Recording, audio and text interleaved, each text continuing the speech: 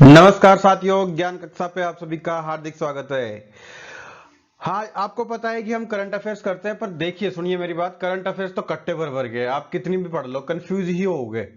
तो मैं वही क्वेश्चन आपके लिए लेके आता हूँ जो एग्जाम के पॉइंट ऑफ व्यू से इंपॉर्टेंट होते हैं। 10 या 15 क्वेश्चन मैं वही लेके आता हूँ। नहीं तो करंट अफेयर्स का कोई वो नहीं है तोड़। करंट अफेयर्स कितनी ही पढ़ो, पढ़े ही जाओ, पढ़े ही जाओ। हजारों क्वेश्चन करंट अफेयर्स के बनते हैं, पर हजारों के हजारों एग्जाम में तो नहीं आते। तो उस हिसाब से मैं इसमें जो भी मेरे को इंपॉर्टेंट लगता है 10-15 क्वेश्चन रोजाना के, वो मैं आपके लिए लेके आता हूं। तो ऐसा मत सोचा करिए कि ये 10 ही क्वेश्चन हम कर रहे हैं या 15 ही क्वेश्चन हम कर रहे हैं, ऐसा बिल्कुल नहीं है। मैं चाहूं तो आपको 50-100 क्वेश्चन भी रोज के करा सकता हूं, पर अगर वो इंपॉर्टेंट ही नहीं है तो वो कट्टा बांध के पटकने से क्या ही मतलब है उनको, है ना। तो वही क्वेश्चन हम करेंगे जो इंपॉर्टेंट होंगे। तो चलिए शुरू करते हैं। पहला प्रश्न है, होयसल के पवित्र मंदिर समूह को यूनेस्को की वर्ल्ड हेरिटेज साइट की लिस्ट में शामिल किया गया है। यह किस राज्य में है? बिहार, कर्नाटक, केरल या तमिलनाडु? किस राज्य में ये है? तो साथियों, ये कर्नाटक राज्य में है, जिनको हाल ही में यूनेस्को की वर्ल्ड हेरिटेज लिस्ट में शामिल किया गया है। साथियों, इसके साथ साथ ही अभी जस्ट इससे पहले पश्चिम बंगाल के शांति निकेतन को भी इस लिस्ट में शामिल किया गया है। अगर हम टोटल जो इंडिया की जो टोटल धरोहरें हैं उनमें टोटल कितनी संख्या हो गई है, विश्व यूनेस्को विश्व धरोहरों की संख्या बढ़कर कितनी हो गई है? तो वो हो गई है 42 संख्या। साथियों, होयसल मंदिर 12वीं और 13वीं शताब्दी में बनाए गए थे, जो कला एवं साहित्य के संरक्षक माने जाने वाले होयसल राजवंश की राजधानी थी। अगला प्रश्न है साथियों, इंटरनेशनल रेड पांडा डे प्रतिवर्ष किस तारीख को मनाया जाता है? ऑप्शन है आपके सितंबर के तीसरे शनिवार को, 18 सितंबर को, 19 सितंबर को या सितंबर के दूसरे शनिवार को। साथियों, इसका आंसर हो जाएगा सितंबर के तीसरे शनिवार को। सितंबर के तीसरे शनिवार को हर साल ये इंटरनेशनल रेड पांडा डे मनाया जाता है। इसका सीधा सा उद्देश्य यह है कि जो रेड पांडाज हैं उनकी संख्या काफी कम होती जा रही है, वो संख्या में बहुत कम हो गए, यानी कि विलुप्त होने की कगार पर ही आ गए हैं। तो इनके संरक्षण और बचाव के लिए लोगों को जागरूक करने के उद्देश्य से इसको मनाया जाता है। अगर हम इस साल की बात करें 2023 की, तो 16 सितंबर को यह दिवस मनाया गया था, यानी कि सितंबर का तीसरा शनिवार इस बार ही 16 सितंबर को आया था। इसलिए इसकी शुरुआत की गई थी। मैंने बताया आपको कि रेड पांडा जो है वो विलुप्त होने की कगार पर है। अगर हम बात करें कि सबसे पहले ये कब मनाया गया था, तो वर्ष 2010 में इसकी शुरुआत की गई थी। अगला प्रश्न है, भारतीय नवीकरणीय ऊर्जा विकास एजेंसी ने परियोजनाओं के वित्त पोषण के किस बैंक के साथ समझौता किया है? Union bank of India, Punjab national bank, state bank of India या बैंक ऑफ महाराष्ट्र? किस बैंक के साथ भारतीय नवीकरणीय ऊर्जा विकास एजेंसी ने परियोजनाओं के वित्त पोषण के लिए समझौता किया है? तो साथियों, ये समझौता हुआ है बैंक ऑफ महाराष्ट्र और भारतीय नवीकरणीय ऊर्जा विकास एजेंसी, जिसको हम शॉर्ट फॉर्म में बोलते हैं इरडा। इन दोनों के बीच में एक समझौते यानी कि एमओयू पर हस्ताक्षर हुए हैं। अगर हम इसका उद्देश्य देखें तो इसका उद्देश्य यह है कि नवीकरणीय ऊर्जा विकास परियोजनाओं के जो अलग अलग स्पेक्ट्रम है उनके लिए को लेंडिंग और लोन सिंडिकेशन को यह बढ़ावा देगा।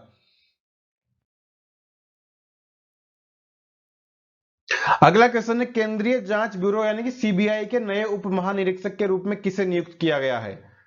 ऑप्शन है कुलदीप द्विवेदी, अमन सिन्हा, विजय कोहली या अंगद मिश्रा? तो साथियों, अभी सीबीआई के उप महानिरीक्षक के रूप में जिसे नियुक्त किया गया है वो है कुलदीप द्विवेदी को। कुलदीप द्विवेदी जी जो कि वरिष्ठ आईपीएस अधिकारी है, इनको हाल ही में सीबीआई का उप महानिरीक्षक नियुक्त किया गया है। इससे पहले जो ये कुलदीप द्विवेदी जी थे, जो भारत तिब्बत सीमा पुलिस यानी कि आईटीबीपी में डीआईजी के पद पर कार्यरत थे। कार्मिक विभाग ने इनके लिए आदेश जारी किए हैं कि ये अब आईटीबीपी के डीआईजी के पद को छोड़कर सीबीआई के डीआईजी पद को संभालें।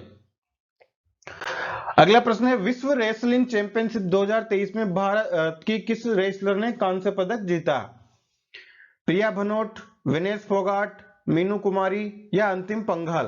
किसने साथियों विश्व रेसलिंग चैंपियनशिप 2023 में भारत की किस रेसलर विश्व चैंपियन विश्व रेसलिंग चैंपियनशिप 2023 में भारत के किस रेसलर ने कांस्य पदक जीता है? तो साथियों जीता है अंतिम पंघाल ने। अंतिम पंघाल जो कि एक रेसलर है, भारत के ही हैं। इन्होंने सर्बिया के बेलग्रेड में चल रही विश्व चैंपियनशिप में महिलाओं के जो 53 किलोग्राम वर्ग में कांस्य पदक जीता है। इन्होंने 2023 जो ओलंपिक होने वाला है पेरिस में, उसके लिए भी अपना कोटा हासिल कर लिया है। अगर हम अंतिम पंघाल की बात करें तो इन्होंने अभी इस चैंपियनशिप में यूरोपियन चैंपियन, 2 बार की यूरोपियन चैंपियन एम्मा जोना डेनिस को हराया है। यह भारत का इस टूर्नामेंट में पहला पदक है। सत्यजीत रे फिल्म एंड टेलीविजन इंस्टीट्यूट की गवर्निंग काउंसिलिंग के अध्यक्ष के रूप में किसे नामित किया गया है? सुरेश गोपी, अल्लू अर्जुन, शेखर कपूर या आर माधवन? किसे साथियों इसके काउंसिलिंग के अध्यक्ष के रूप में नामित किया गया है? तो साथियों नामित किया गया है सुरेश गोपी को। मलयालम अभिनेता और राजनेता सुरेश गोपी, इनको पश्चिम बंगाल के कलकत्ता में स्थित सत्यजीत रे फिल्म एंड टेलीविजन के अध्यक्ष और इसकी गवर्निंग काउंसिल के अध्यक्ष के रूप में इनको नियुक्त किया गया है।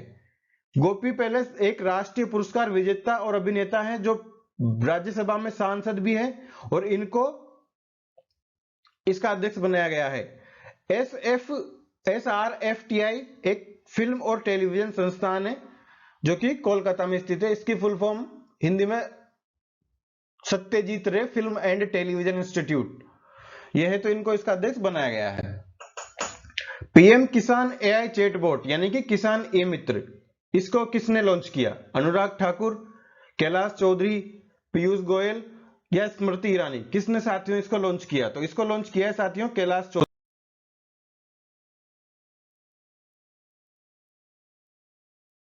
ने। कैलाश चौधरी हमारे केंद्रीय कृषि और किसान कल्याण राज्य मंत्री है, जिन्होंने नई दिल्ली के अंदर इस किसान AI चैटबॉट यानी किसान ई मित्र को लॉन्च किया है। साथियों ये जो AI चैटबॉट है ये मंत्रालय की योजनाओं के बारे में जानकारी प्रदान करेगा, साथ ही शिकायतों को भी हल करने में ये मदद करेगा। अगर हम देखें कि यह केंद्र सरकार की किसी भी प्रमुख फ्लैगशिप योजना के साथ एकीकृत पहला AI चैटबॉट है। भारतीय मूल के किस लेखिका के उपन्यास वेस्टर्न लेन को बुकर पुरस्कार 2023 के लिए शॉर्ट लिस्ट किया गया है? चेतना मारू, प्रीति बाथम, कृतिका खेर या सौम्या स्वामीनाथन? किसे साथियों इसके लिए नामित किया गया है? तो इसके लिए नामित किया गया है चेतना मारू को। साथियों भारतीय मूल की ब्रिटिश लेखिका है ये चेतना मारू, जिन्होंने एक उपन्यास लिखा है वेस्टर्न लेन।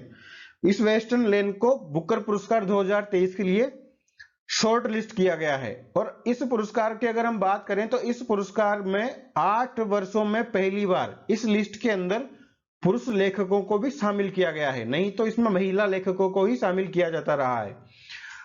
बुकर पुरस्कार 2023 है, इसके जो विजेता हैं उनकी घोषणा 26 नवंबर को की जाएगी। पिछले साल की अगर हम बात करें तो ये जो अवार्ड है ये श्रीलंकाई लेखक सेहान करुणा तिलका की पुस्तक the 7 moons of Maali Almeida इसको दिया गया था। किस देश ने रेलवे के सिग्नलिंग सिस्टम को विकसित करने के लिए भारत के इरकॉन इंटरनेशनल लिमिटेड के साथ एक अनुबंध किया है? नेपाल, भूटान, बांग्लादेश या श्रीलंका? साथियों इसका आंसर हो जाएगा श्रीलंका।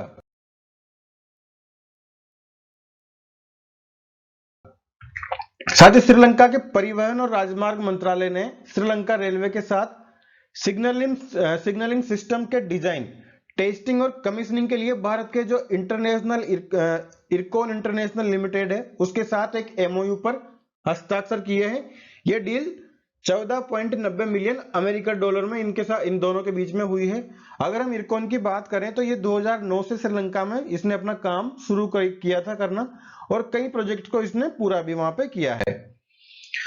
भारतीय सेना किस देश के साथ संयुक्त सैन्य अभ्यास युद्ध अभ्यास 2023? साथियों युद्ध अभ्यास 2023 ये नाम है इस सैन्य अभ्यास का जो किया जाता है।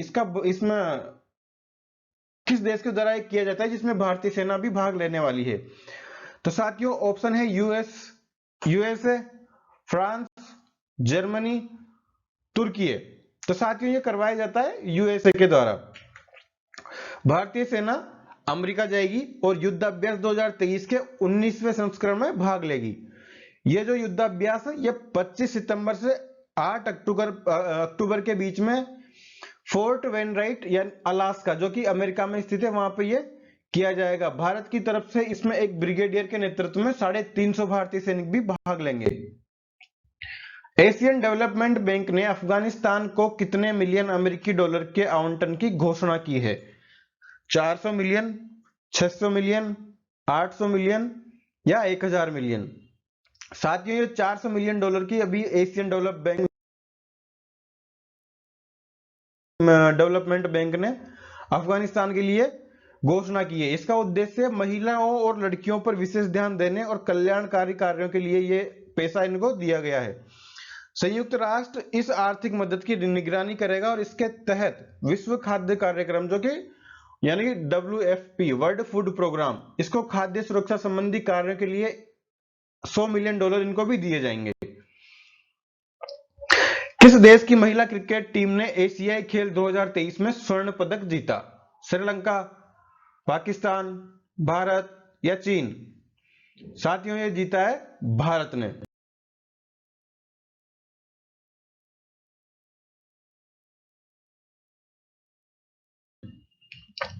भारत की महिला क्रिकेट टीम ने एशियाई खेल 2023 के फाइनल में श्रीलंका को हराकर स्वर्ण पदक अपने नाम किया है। इस संस्करण में यह भारत का दूसरा गोल्ड मेडल है।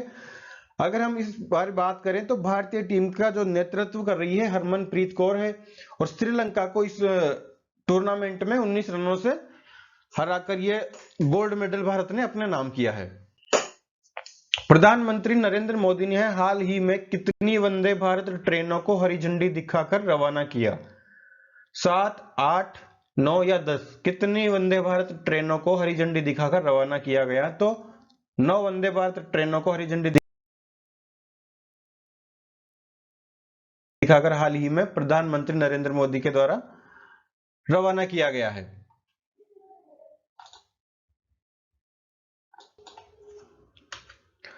साथियों वीडियो कॉन्फ्रेंसिंग के माध्यम से यह कार्यक्रम संपन्न हुआ है। इसके साथ ही अब पूरे देश में जो वंदे भारत ट्रेनें हैं उनकी टोटल जो संख्या है वो 34 हो गई है।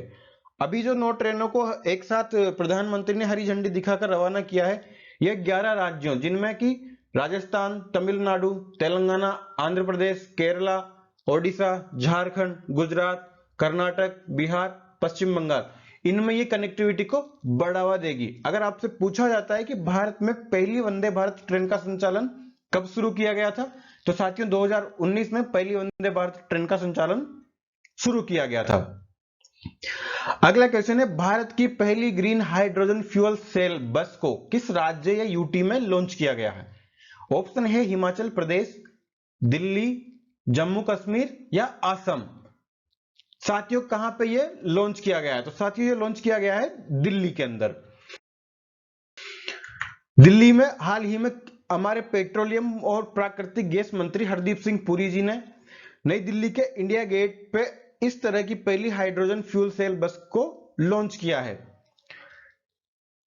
इस अवसर पर उन्होंने यह भी कहा है कि सरकार ग्रीन फ्यूल की नई पीढ़ी लाने के लिए एक मिशन मोड पर काम कर रही है।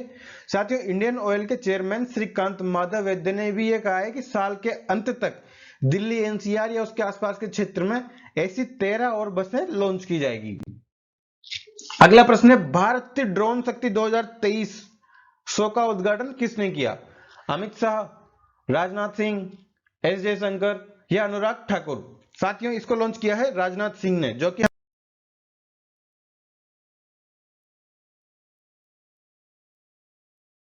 हमारे रक्षा मंत्री है। उन्होंने उत्तर प्रदेश के गाजियाबाद में जो हिंडन एयरबेस है वहां पर भारत ड्रोन शक्ति 2023 प्रदर्शनी का उद्घाटन किया है।